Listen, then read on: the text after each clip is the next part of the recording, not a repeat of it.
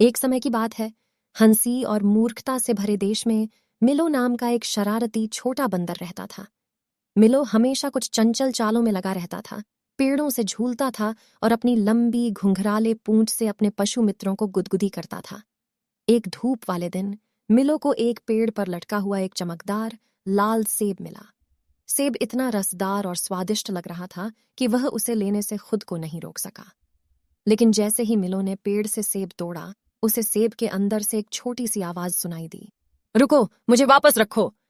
चौंक कर मिलो ने सेब को अपने कान के पास रखा। किसने कहा कि? उसने पूछा। उसकी आंखें जिज्ञासा से चौड़ी हो गईं। मैंने किया, विली नाम का एक छोटा सा कीड़ा चिल्लाया। मैं इस सेब के अंदर रहता हूं, और जब आप मुझे मेरे आरामदायक घर से दूर ले गए तो मैं अपना पहला सेब खाने ही वाला था। मिलो को अपराध बोध की पीड़ा महसूस हुई। वह विली को नुकसान पहुंचाना या उसे दुखी नहीं करना चाहता था। मुझे क्षमा करें विली, मिलो ने अपना सिर खुजलाते हुए कहा। मुझे नहीं पता था कि आप वहां थे। मैं आपको इसकी जानकारी कैसे दे सकता हूं?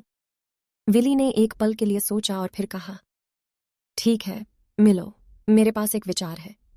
चूंकि तुमने मुझे मेरे सेब से दूर कर दिया तो तुम मेरा नया घर क्यों नहीं बन जाते? मिलो ने आश्चर्य से पलकें झपकाईं। आपका घर बन गया? लेकिन कैसे? विली ने समझाया। आप देखते हैं, बंदरों के बहुत सारे बाल होते हैं और मेरे लिए उनमें बिल खोदना और एक आरामदायक घोंसला बनाना बिल्कुल सही होगा। इसके अलावा हम एक साथ बहुत मजा कर सकते हैं और मैं वादा करता हूं कि मैं आपके केले नहीं खाऊंगा। मिलो जोर से हंसा।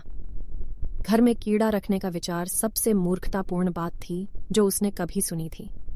वह विली के अनुरोध पर सहमत हो गया और ध्यानपूर्वक कीड़े को वापस सेब में रख दिया और उसे पेड़ पर लटका दिया। उस दिन के बाद से मिलो और विली सबसे अच्छे दोस्त बन गए। मिलो विली के साथ एक पेड़ से दूसरे पेड़ पर झूलता था, जो मिलो के बालों में खुशी से घूमता था। उन्होंने खेल खेले, चुटकुले सुनाए और सबसे मजेदार कारनामे किए।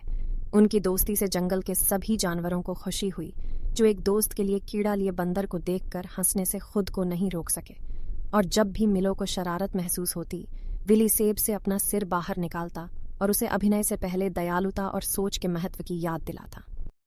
तो कहानी का नैतिक यह है, कभी कभी हमारे कार्यों के अप्रत्याशित परिणाम होते हैं, लेकिन थोड़े से हास्य और बहुत सारी दयालुता के साथ हम अपनी गलतियों को मूर्खतापूर्ण और अद्भुत दोस्ती में बदल सकते हैं, जो दुनिया को एक उज्ज्वल स्थान बनाती हैं। और यदि आप कभी किसी बंदर को पेड़ पर लटकते हुए सेब के साथ देखते हैं, तो हंसना मत भूलिए और मिलो और विली की कहानी को याद कीजिए, जो जंगल की सबसे असंभावित फिर भी प्रफुल्लित करने वाली जोड़ी है।